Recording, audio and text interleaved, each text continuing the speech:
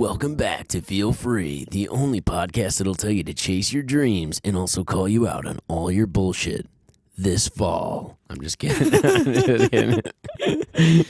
That was my movie voice. I like it. That like was it? Well done. This fall, friendships fall apart. Dreams will be shattered. That's all I got. I'm sorry. I like how you said, this fall. This fall. Going. Calling all Jan Michael Vincents. If Joey's listening, he'll get that. Or anyone who watches Rick and Morty's going to get that. Welcome back to the podcast. Been a little bit of a hiatus, but we're back. I know all of my adoring fans have been missing my thoughts and my voice. This week, I got Lisa here. Hi. She's busy finishing the cheese. It's already done. Yeah, don't worry. her lips. We'll not turn this into a mukbang. So it's come to my attention that a couple followers, listeners, or just people in general have been asking when I'm going to do a podcast about me. Maybe some questions, get to know the author and all that other stuff. So I was thinking of doing a solo podcast to do that, which it's a little difficult for me to talk about myself chronologically. You know, I do the solo podcast sometimes to talk about what's on my mind and stuff. I just feel like it would be a little easier if I had somebody asking the questions, actually. So that's why I got Lisa here today to ask me some questions about my life and some other stuff. So this conversation is going to be centered around, Jon Cerone. So Jon Cerone V.1. So what do you got for me? Also, I'm going in kind of blind to this. Lisa kind of told me one question. I told him all questions. You told me all of them? Correct. Oh, yeah, you rattled them off, right? Correct. Forgot all of them. Expected. Yeah, exactly. So I'm kind of going into this semi-blind, so I feel like the answers are going to be a little more authentic, right? Yeah. So what's the first one? What do you got for me? Well, the questions, these are just sort of blanket questions, and then I figure other episodes it could go into specific times in your life. Okay. So the first one is, if there's one message you would want your listeners to take away, what would it be? One message. From everything that I do and have done the last 3.5 years with my sobriety, and even before that, probably around the age of 19 is when I started culminating it. Kind of just want to inspire people to love themselves, you know? That's valid. Because for so long I had a very big issue with loving myself. Mm-hmm. Mostly the forgiveness aspect. And that stems from being raised extremely religious. And then around the age of 18, 19, I fell away from the faith, is what people say. Yeah. You know? So during that time, forgiveness was something that's taught in organized religion, right? Right. But it's a concept that the ultimate being of the religion is the one doing the forgiving, right? Yeah. So you're the mistakes that you make, it's almost like you don't take accountability for them because somebody else is going to forgive them for you, right? Right. And at the time where I stopped believing, I didn't have a concept of forgiveness for a while, right? And I'm extremely hard on myself. Yeah. Right? So trying to learn how to forgive myself for my weaknesses, my mistakes, my downfalls, that was the first step in, learning how to love myself, right? Mm-hmm. So if there's one message across everything that I do, it's definitely to tell people to love themselves. And I think the first step in that is forgiving yourself, which I do still struggle with here and there, but, it comes around. Yeah. I'm a lot better at it now than when I was drinking and on drugs, obviously. Right. So it's okay to make mistakes. That's actually a better message. It's okay to make mistakes. Yeah. I mean, you can have more than one. I can have so many, but, it's kind of a tough question. It's a very broad question. Yeah. Yeah. But definitely people need to learn to love themselves more. Yeah. Whether that's with the food you eat, the habits you have, the careers you choose, and the dreams you're not chasing or the dreams you are chasing. I hope it all centers around learning to love yourself. That's kind of like my main thing. Yeah. And I'm very biased towards sobriety now because it's completely changed my life. So when people ask me, I've had a couple people ask me, like, what's your secret? Like, how do you do it? How do you stay driven so much? And most of the people that ask me that smoke a lot of weed, right? Yeah. Or they have some other Substance or vice. And I'm pretty biased. So my thing is, like, you got to just get sober. Yeah. Even if it's not indefinite, like, not everyone struggles with everything like I do, right? Sometimes you just need to take a break. Right. Clear your head. I think people really underestimate what a clear mind can do for your life, you know? Yeah. So that's the first step in doing some self-work and forgiveness and loving yourself, is definitely like working on your body and your mind Yeah. and trying to implement some very healthy habits in that. So Nice. Thank you. nice. Nice. Okay. So this one is kind of multiple parts. Okay. If you could describe each stage of your life in 3 words, what would they be? So each stage is like birth to end of elementary school, I would say, because it's kind of foggy to remember. Birth to elementary school. Okay. High school, High school. college, College. now. No. 3 words 3 words. for each. I already thought of this one. So I lied. I lied. This is the only question that I had come up with an answer right when she told me it. And the 3 words are never give up. Never give up. Never give up.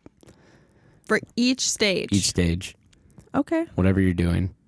That was what drove me to be a good athlete. That's what drove me to beat my video games. That's what drove me to understand how to write poetry and philosophy. It's just like kind of a mantra Yeah. that I've always had. And I talked about this with Kath when she was over here this week, you know, because we were talking about the anime podcast. Right.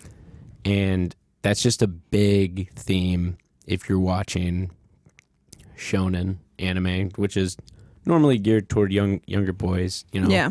Somebody on an adventure, right? Trying to save the world. Just those 3 words have like popped up throughout my life, no matter what, you know.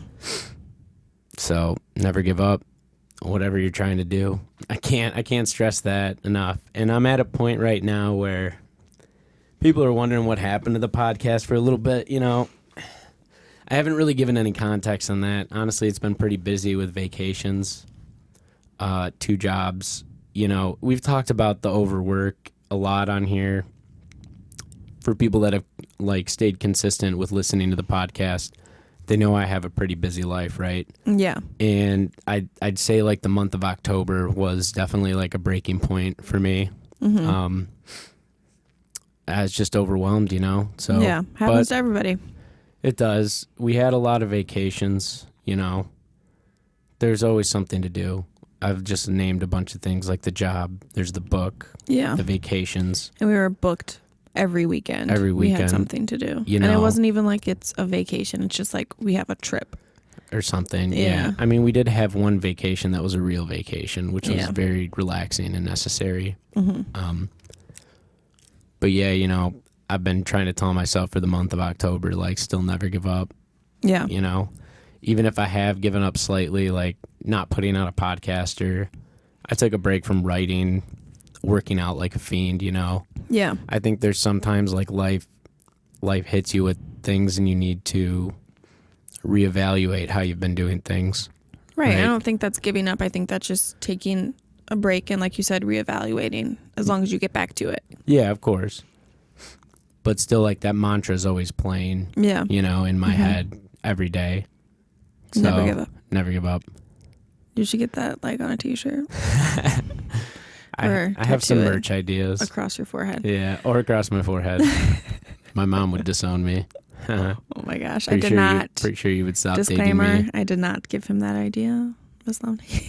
What if I did get a tattoo across my face? Would you stop dating me? You would no, but you would Okay. never get it across your face. Yeah, I know.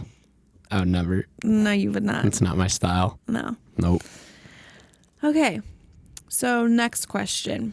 What's one thing you enjoyed and disliked from each stage of your life? And this could mean like an event, a thing, whichever. It's kind of broad, but So we're going each stage, right? correct. Okay.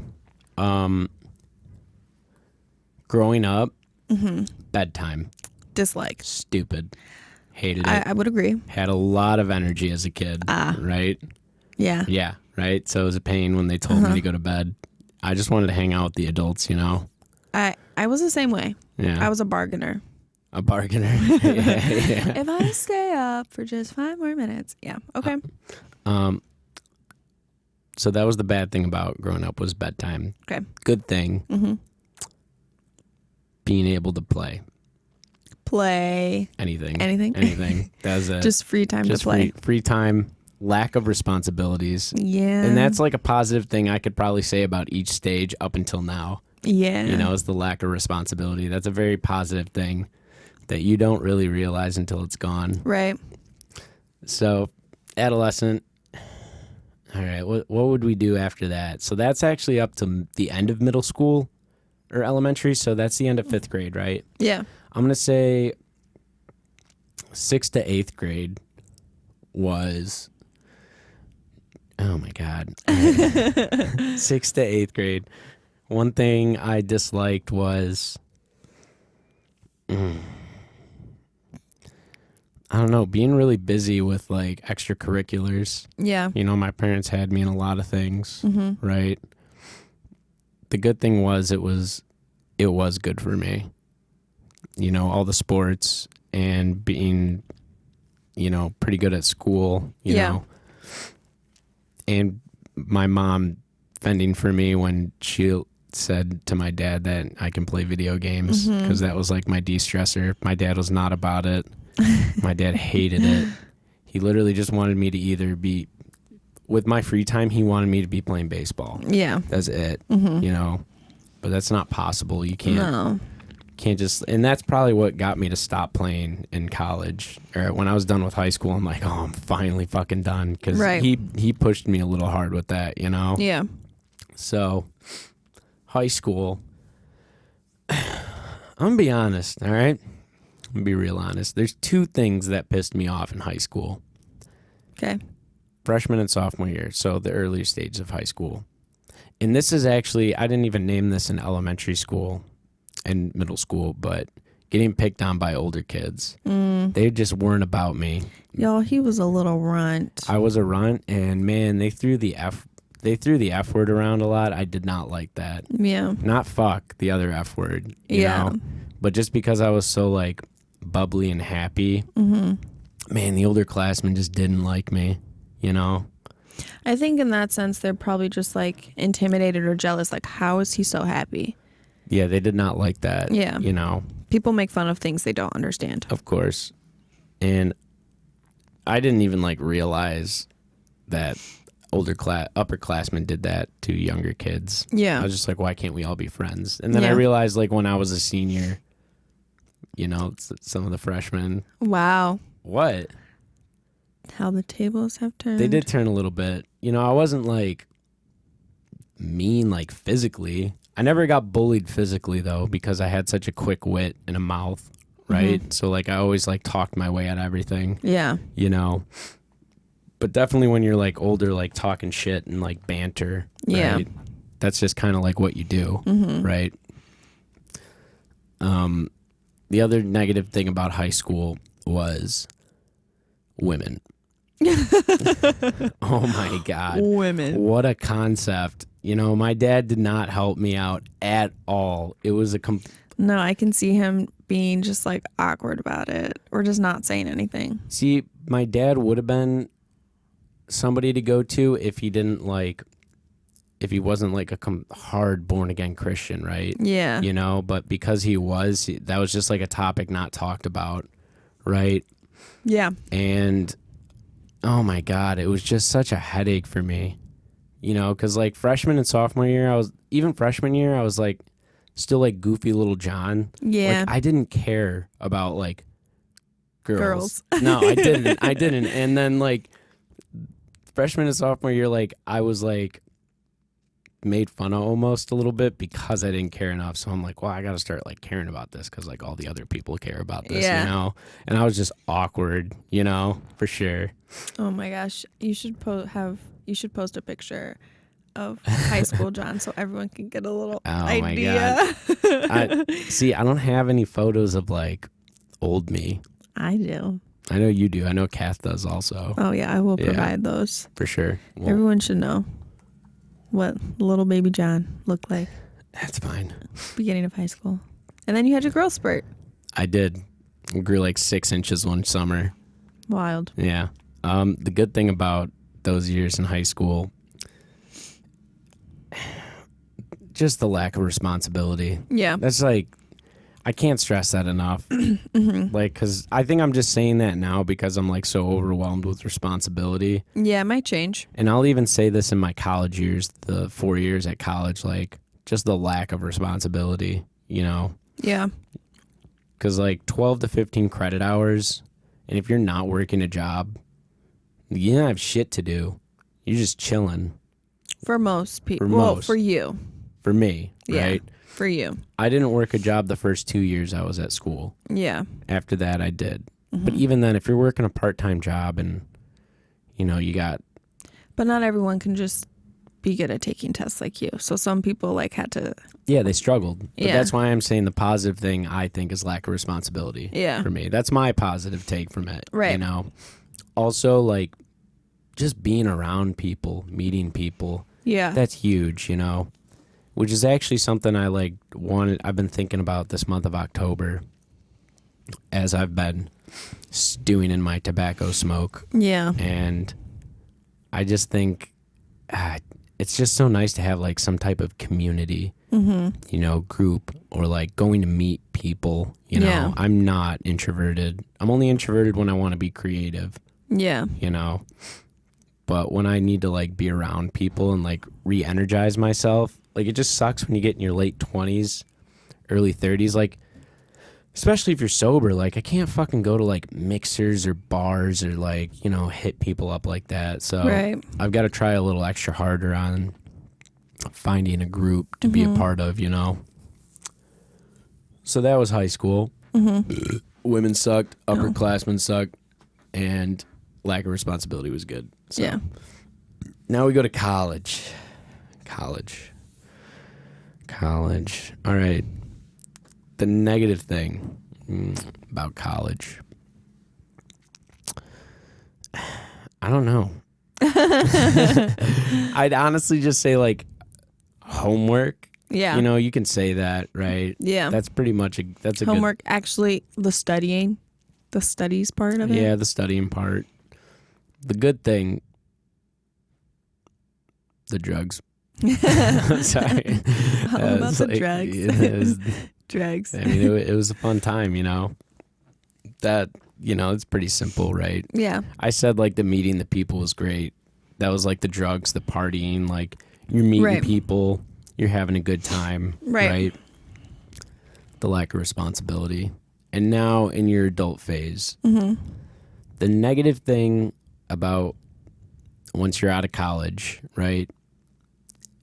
It's too much responsibility.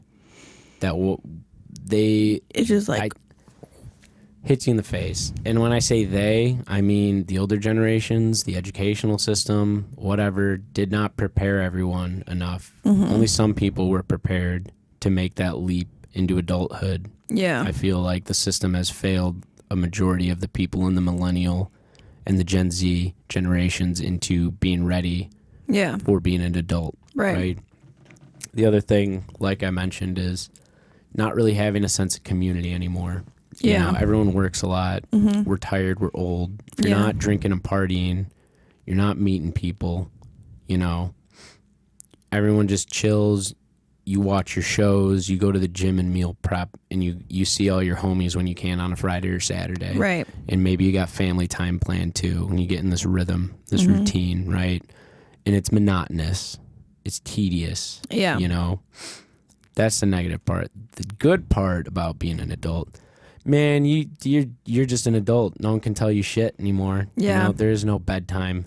There is no, you can't swear, Right. or cuss. You can't wear those clothes. You can do whatever the fuck you want, right? Like your money is your money. Your time is your time. Right. Right? Freedom is what I would say is a good thing about being at this age. Yeah. And that's the last stage because I'm not 30 or older, so I can't even speak on that yet. Give it a couple months. Like 8 months. Okay. What else we got? So now we're going to transition more into the writing aspect. Cool. Because I feel like you don't really talk about it much on here. My writing? Yeah. Trevor asked me once. Yeah. Okay, so when did you start writing? The summer going into freshman year of high school. Okay. I wrote my first poem. Why did you write your first poem? Did you just want to, or? So here's the funny thing, actually. So my parents hosted Christian rock concerts. Right. Right? So growing up, I was around music, artists, right?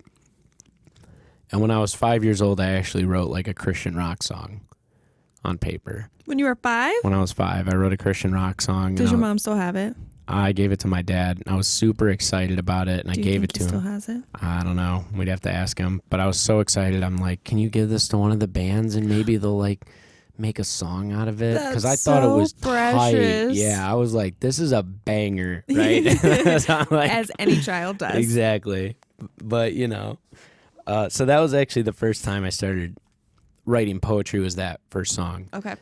I actually said I started writing in high school. So when I started like really writing my thoughts was that summer going into high school. Throughout grade school, middle school, and elementary school, I was writing stories a lot. Okay. Like short stories. Not really philosophy, but just for fun. Just for fun. I wrote a lot of stories. Like maybe 2 to 3 page long stories, different characters, settings, and whatever. And then I don't know, I was feeling weird that summer going into freshman year. I was actually chilling at my Aunt Sue's house, and I was supposed to be hanging out with my cousin Phil, and me and Phil were inseparable growing up. Yeah. Right? And then between the ages of like 13 to 16, so Phil got sick and he was in and out of the hospital a lot when I was a freshman and sophomore. Right? And there was a total like disconnect between him and everybody else, right? Because he was going through a lot, right? So sometimes when I would come over and chill, he just like wasn't about it. Yeah. Right? And he would either just be like going to read a book in his room or playing a computer game, and he'd just kind of like leave me. Yeah. I'm like, all right, whatever. So I'm like sitting there, and I just like, I don't know, I just like spoke a rhyme or two in my head, and I'm like, man, should I like write this? Is that what people do to people? Like, people like write this down, So that's when I wrote my first poem. And then a couple weeks later, I wrote my second one. I still have those poems. Not the paper copy. But typed I out. have them saved. I burned all of the paper copies for a lot of what I wrote in high school. Yeah, I just threw them in the fire. Why? I don't know. I was done with it. Kept them on my laptop, though. I didn't want to look at the physical entity of it. Got it. Okay. The physical reminder. Yeah. And I haven't really like talked about this like at all, but like those poems were very Armageddon-y. Okay. I had like a double, right? I mean, Jackie talks about this double a lot, like the stage of my life where I would like call myself evil. Yeah. Right. And in high school, it was just called him. And it was just like a side of me that was not the clean cut Christian boy that was raised. Right. Because like nobody taught me how to like deal with anger. Right. Yeah. There wasn't really a need to be angry. Right. I was raised pretty privileged. You know, we weren't rich. Right. Yeah. But we had enough. and things were okay. So there wasn't really reasoning to be angry, right? Until I started getting older, and then I started thinking about the world a little bit more for myself. Yeah. And things started happening, and I didn't know what to do with my anger, right? So I started writing about it. But I didn't know how to identify, like, where this anger was coming from. I didn't want to identify it as me. Yeah. You know, because it was such a foreign concept for me to be writing this angry stuff. Right. Right?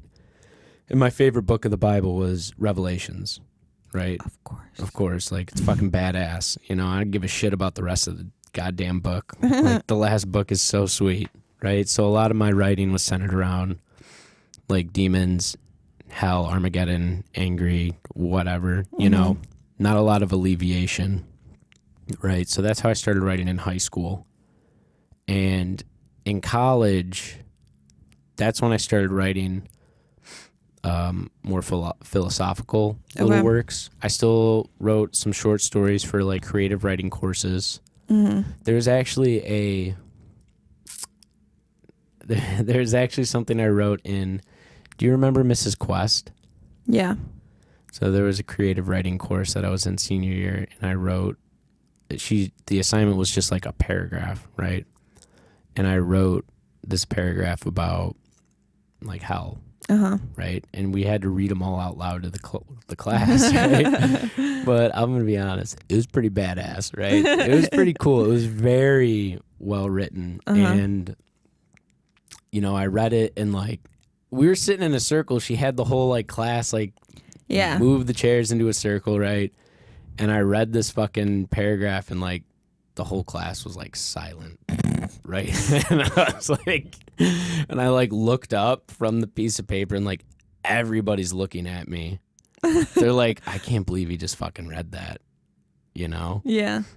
Damn, I really wish I could, like, just pull it up. Do you still have that? I still have it. It's tucked away in my writings, though. I mean, I could, like, pause it and, like, bring it up. I think you should do that. Okay, so I found it. It's literally just titled Paragraph. Creative. Okay. As I walk in, my body and all its nerve endings tingle in fear. The heat prunes my skin to dust as it flakes off. The sound of the helpless begging for their forgiveness melts my ears to near nothing. Every breath is filled with the ghastly ashes flying off the brimstone all around me. The stench of sin and ignorance clogged my nose permanently. The scene of it all, the failure, the sorrow, the regret, it makes me realize the importance of repentance. And to that instant, I was at parallel crossroads. Wow. Yeah. So I read, so I read that shit in creative writing class, and That's really good, though. I thought it was good. That's nice. I For mean, a high school student? I mean, yeah. What? Yeah, I mean, yeah, it was pretty cool. Yeah. And I don't. What happened?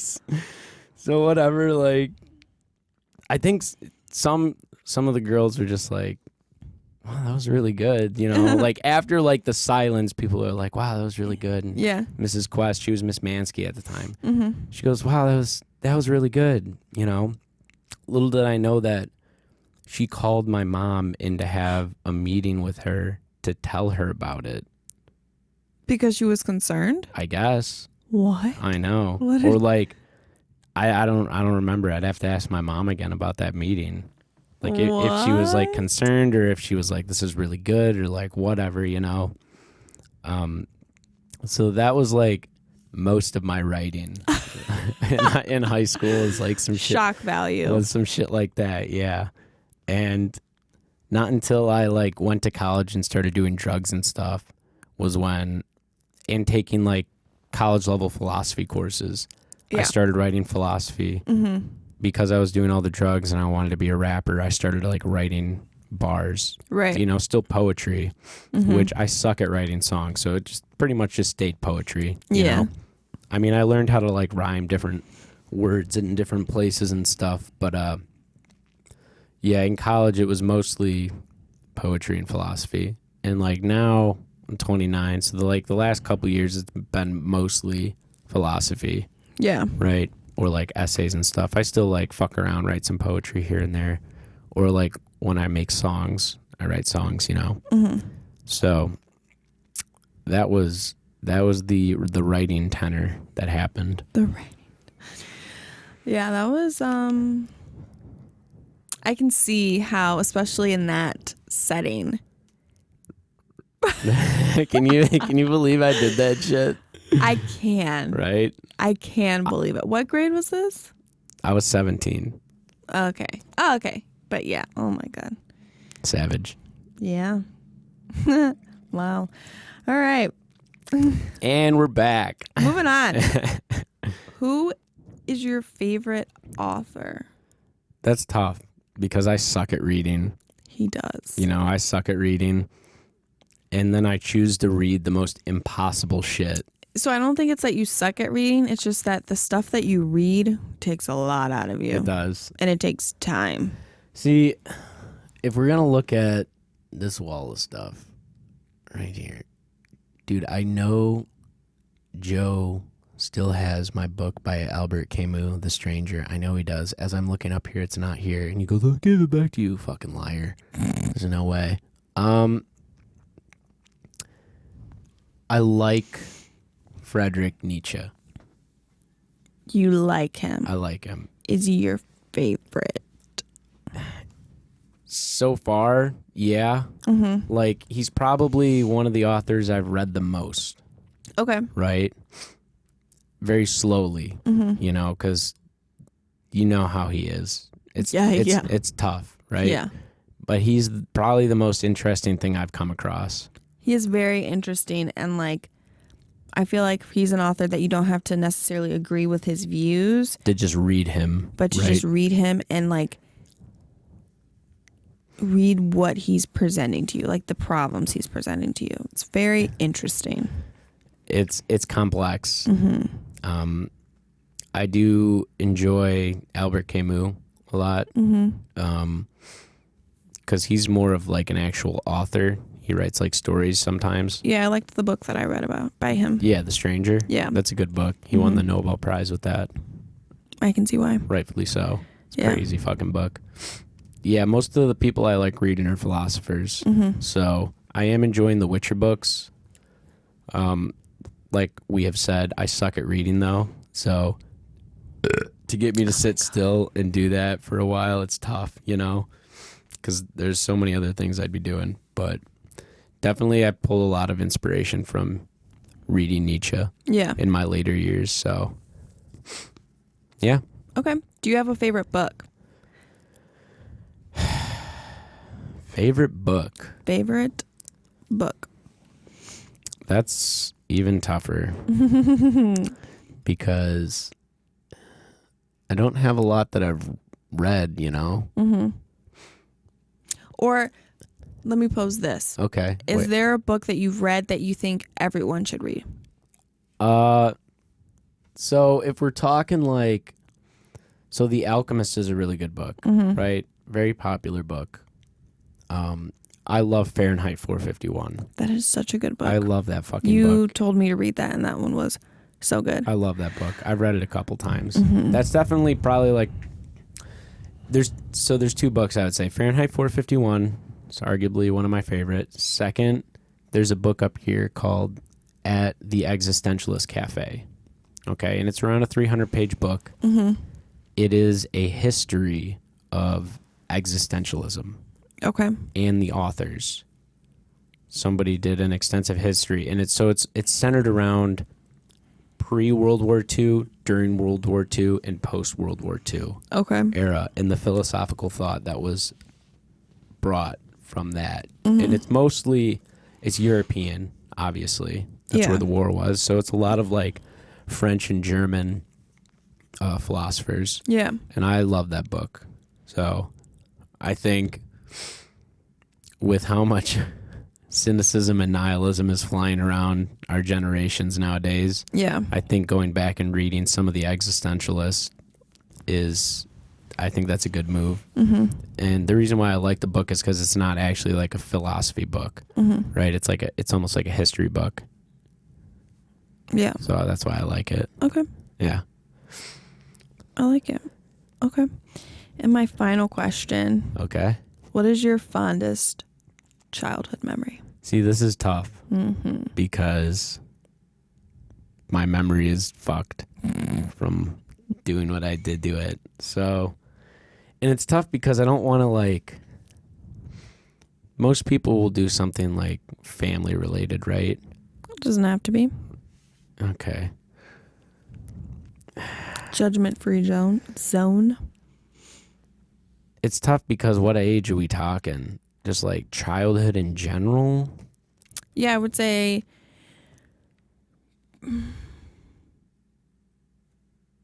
birth to Like 10 years? 18. 18? Yeah, because you're still a child. Birth to 18? That's so much shit. All right, hold on. Or you can make it smaller. If you want to make it 0 to 10, I'm trying to help you because your memory sucks. Okay.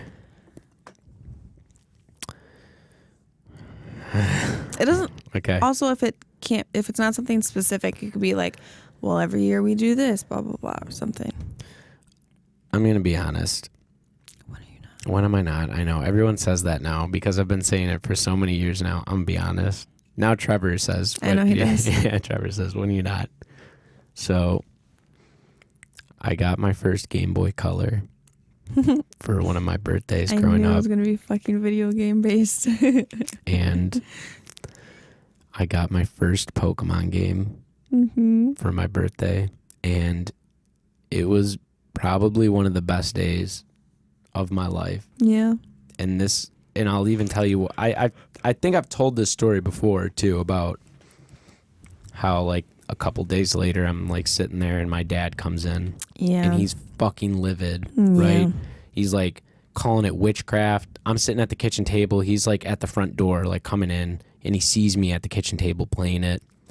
And my mom goes out of the kitchen to like meet him at the door. He's like fuming.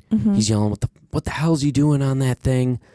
That's witchcraft. You shouldn't be doing that. He should be outside. He's like getting mad, right? My mom's like trying to calm him down, and as he's like walking into the kitchen, he's like going to grab it, right?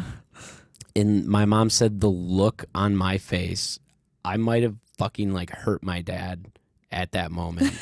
I'm not even kidding. Like, because he had just taken the Harry Potter books away from me, right? Because I wanted to read the Harry Potter books. He took that away from me. Bummer, you still need to. Yeah, well, it's a little tough getting a little older. You know, he takes the Harry Potter book, he shoves a Bible at me.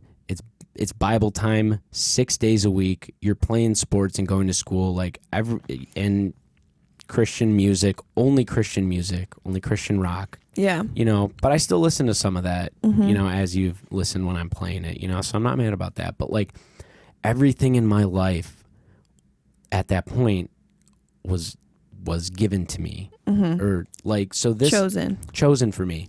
This was like the first thing like that I chose, right? You know, granted, like it was still given to me for a birthday, but like it was on my list. You asked for it. I asked for it.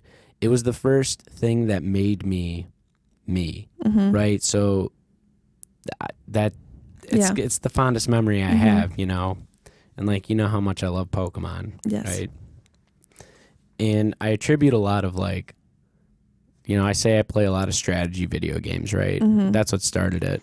Yeah. Because Pokemon's an RPG. It's a strategy game. Yeah. You know, if you don't know what you're doing, you're not going to win, right? So that, it just made me think, you know. I always looked at life as like a video game after that.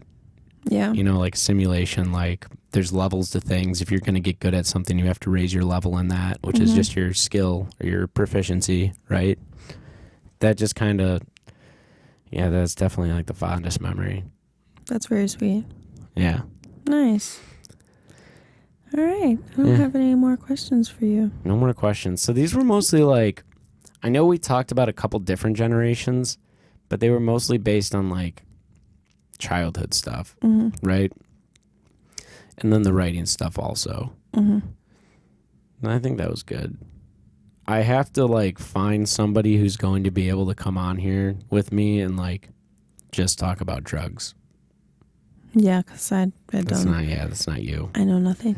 And not even just like, obviously we'll be talking about like what the drugs do, the times we've had on them, but also like it's mostly to educate people because a lot of people are in the dark, you know. Yeah. Like the guy at the office who was asking me all those questions about it. Right. You know, and I basically told him like alcohol is by far like the hardest thing I've ever done. Yeah. For sure. You know, and he goes, oh, have you done heroin? And I'm like, no, because I'm alive. So, you know, most people that do heroin aren't alive. Okay. You know, but he's asking, he goes, wow, if you had this on your podcast, like the alcohol companies would be really mad at you, you know, because I'm basically just saying like, don't do alcohol. Yeah. Or, you know, it's definitely like the worst thing I've done. But I kind of like wanted to use this as like a platform also to like educate people on that. You know, if people are trying to get sober from things, they need to know what they're doing. Right. Right. And even people who are sober, who are curious, you know, like I wouldn't be who I am right now if I didn't do all those things. Right. You know, and I didn't have those times, you know, shifting my perspective and all that stuff. So I think it's nice to like pay homage to the things that made me. I would agree. But in a way that's like, you know, educational. So I got to find somebody who's going to be willing to come on here and do that with me, because a lot of people have, you know, jobs and personalities they don't want the internet grabbing hold of. Yeah. You know, like, oh, you were on this podcast talking about fucking drugs, you know? So I know. I got to find somebody who's going to be okay with that, you know? Yeah. So is that it? That is it. That's all I have for now. All right. Well, I appreciate everybody coming out for Jon Cerone V.1. Give us a like, follow, and share. You know, tell people about us, please. Hope you guys have a good rest of your day, night, and we'll be back soon. Bye.